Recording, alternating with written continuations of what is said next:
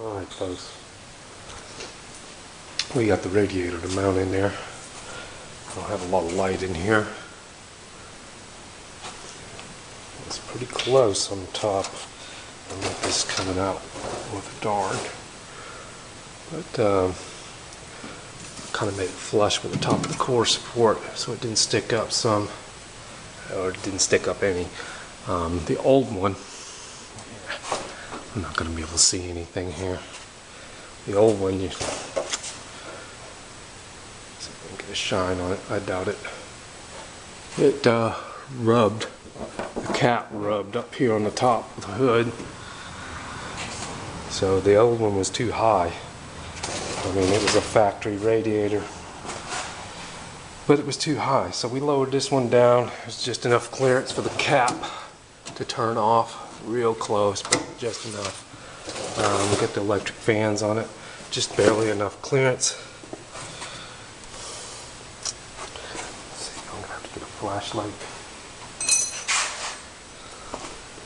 And on the puke tank was too long.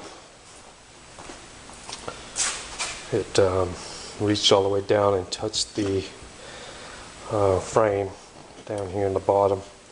So I measured TJ's, which was that Chevelle, and it was 9 inches long by 3 inches wide. So I got to tell Eric to send this one back and get that. And on my parts here, 2 weeks. Company's supposed to ship it, and they don't tell you that when they sell it to you. They wait for you to contact them and ask where the parts are at, and then they tell you, well, it's going to be 2 weeks before we can get it out to you. So, I mean, you know, they're only about 150 miles down the street here, but that's what weight is on the dashboard. And let's see, flashlight. There's the wife's Corvette. I got an Edelbrock intake I'm gonna stick on that. Picked it up off eBay for, I think it was $40 or $55 delivered. So I'm gonna stick that one on there. It's just a Performer. They usually will fit under the hood. It's awfully close, so I hope we don't get too high on that. But if we do, then I'll probably have to go with an aftermarket air breather. But I mean, you know, that thing sits right to the bottom of the hood. I mean, you can just literally see the factory is sticking up just a little bit higher than the hood. Actually, that'll be good before and after there. But that's what I'm going to do to hers. And we put an aftermarket water pump on here. The new one failed and popped a seal out of it and overheated the new motor after about, I don't know, 500 miles. So that one didn't last long for a new water pump. So I bought an aftermarket one and put on there, but I didn't paint it. Terrible me. Should have painted it. Now it's all rusting up and it ain't been 2 weeks. But I've got some video of what it happened when it did overheat.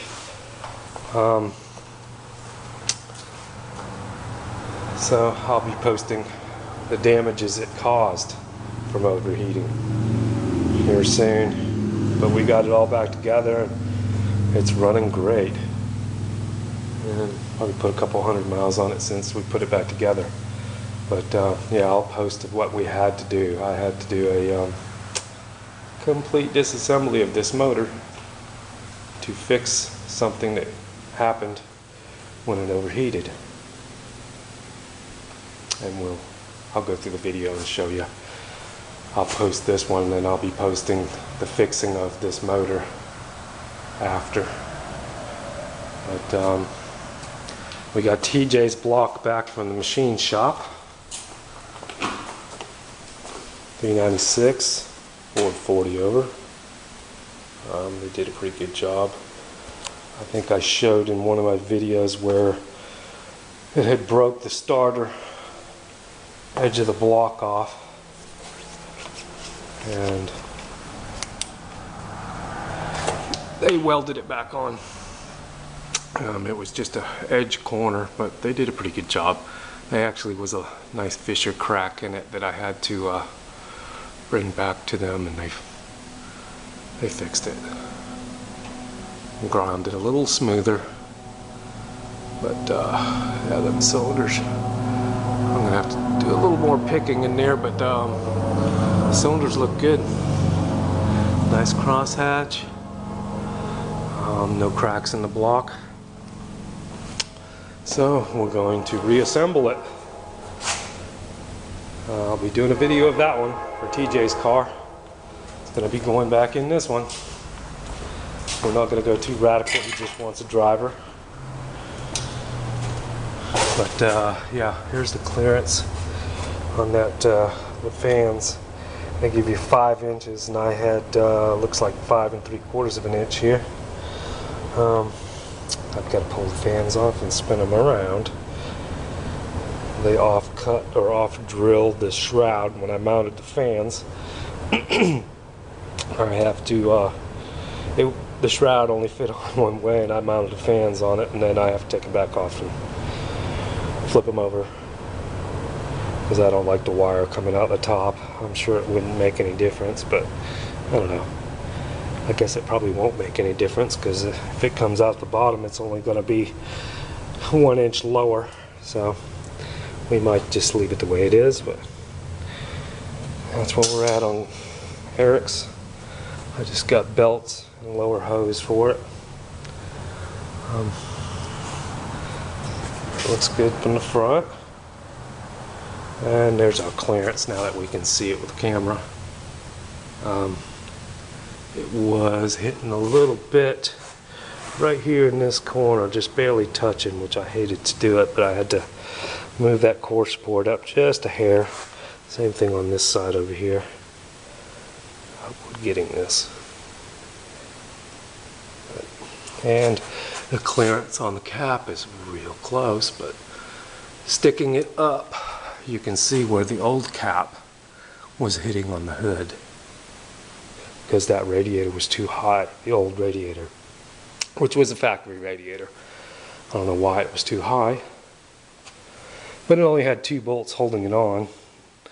I mean, I reused their top bolts, but I put new ones. Actually, I put the new ones on this side and used 2 factory ones on the other side, because they didn't drill the bracket on the radiator real good. This side fit good, and this side was a real pain to get it to line up. So I ended up using the body bolts, which were, you know, they come to a point, so it made it easier for starting the bolts through. But that's where we're at with Eric's. We're waiting game for parts. Same thing with TJ's. We got to wait for the parts, and I've got to keep my shop closed because we're having deer fly problems right now.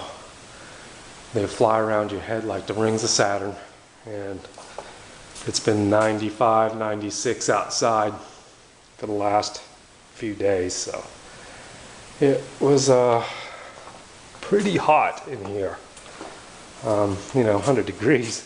I'm kind of tempering myself already to this heat we're going to have this year. But boy, I'm welted up from them horse flies. Can't handle them things. Alright folks, I know I'm rambling on, but we'll come back when we start getting something together here. Alright. Well, have a good day. Thanks for watching.